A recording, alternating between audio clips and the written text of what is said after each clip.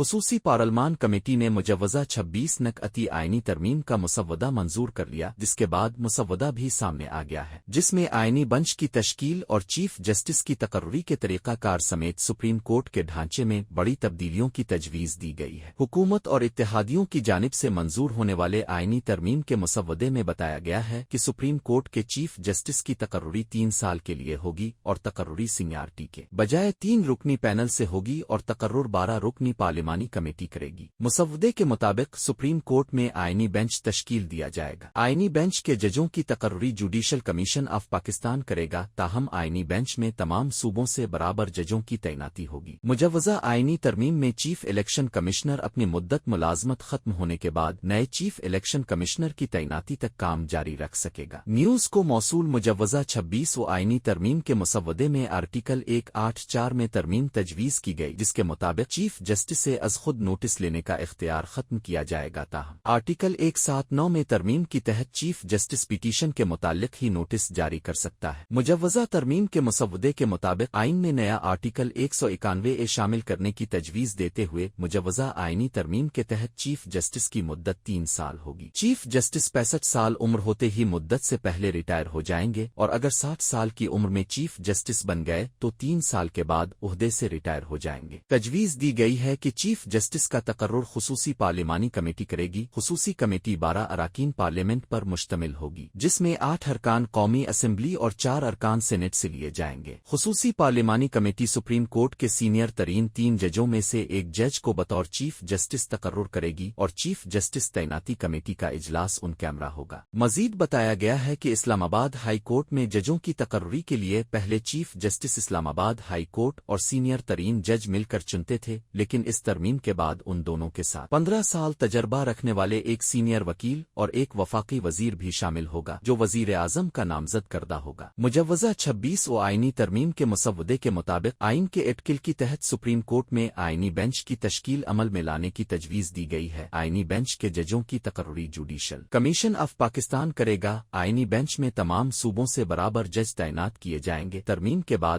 آئینی مقدمات آئینی بینچ کو منتقل ہو جائیں گے۔ تمام آئینی مقدمات آئینی بینچ سنے گا، اور ایرٹیکل میں مجوزہ ترمیم کے تحت عدلیہ کا استدعا سے زیادہ کسی آئینی معاملے پر حکم تشریح کا اختیار نہیں ہوگا۔ آئینی ترمیم میں آرٹیکل 215 میں ترمیم کی بھی تجویز دی گئی ہے، جس کے مطابق سپریم جوڈیشل کونسل 13 ممبران پر مشتمل ہوگی۔ چیف جسٹس سپریم کورٹ، اس کے سربراہ 4 سینئر ترین جج اور ایک ریٹائرڈ چیف جسٹس جج کے علاوہ وفاقی وزیر قانون، اٹارنی جنرل اور پاکستان بار کونسل کے سینئر وکیل کمیشن کا حصہ ہوں گے۔ سپریم کورٹ میں ججوں کی تقرری سے متعلق جوڈیشل کمیشن میں 4 اراکین پارلیمنٹ بھی شامل ہوں گے، جن میں 2 اراکین قومی اسمبلی اور 2 سینٹ سے لیے جائیں گے۔ 2 حکومت اور 2 اپوزیشن ارکان کمیٹی کا حصہ ہوں گے۔ حکومت کی طرف سے 1 سینیٹر اور 1 رکن قومی اسمبلی کا نام وزیر اعظم تجویز کرے گا، جبکہ اپوزیشن کی طرف سے 2 نام اپوزیشن لیڈر تجویز کریں گے۔ حکومت اور اتحادیوں کی جانب سے ججوں کی تقرری کا آرٹیکل 175 میں بھی ترمیم کی تجویز دی گئی ہے، جس کے تحت جوڈیشل کمیشن صرف تقرری کرتا تھا، اب ہائی کورٹ کے ججوں کی کارکردگی کا جائزہ لے سکے گا۔ مجوزہ ترمیم کے تحت آئین کے 4 شیڈول میں ترمیم کی تجویز دی گئی ہے، جس کے مطابق چیف الیکشن کمشنر مدت ختم ہونے کے بعد نئے چیف الیکشن کمشنر کی تقرری تک 90 دن تک عہدے پر رہ سکتے ہیں۔ آئین کے آرٹیکل 48 کی شق 4 میں ترمیم کا فیصلہ کیا گیا ہے، اور تجویز کے تحت صدر مملکت، کابینہ اور وزیر اعظم کی طرف سے منظور کردہ ایڈوائس کو کسی عدالت ٹربیونل اور کہیں چیلنج نہیں کیا جا سکے گا۔ خصوصی پارلیمانی کمیٹی کی جانب سے منظور کیے گئے 26 آئینی مسودے کے مطابق آرٹیکل 63 میں ترمیم کی تجویز کے تحت پارلیمنٹ میں پارٹی سربراہ کی ہدایت کے خلاف دیا گیا ووٹ شمار کیا جائے گا، تاہم پارٹی سربراہ اس کے بعد کارروائی کا مجاز ہوگا۔ مجوزہ 26 آئینی ترمیم کے مسودہ میں تجویز دی گئی ہے کہ آرٹیکل 111 میں تجویز کردہ ترمیم کے تحت ایڈوکیٹ جنرل کے ساتھ ایڈوائزر بھی قانونی معاملات پر صوبائی اسمبلی میں بات کر سکتا ہے۔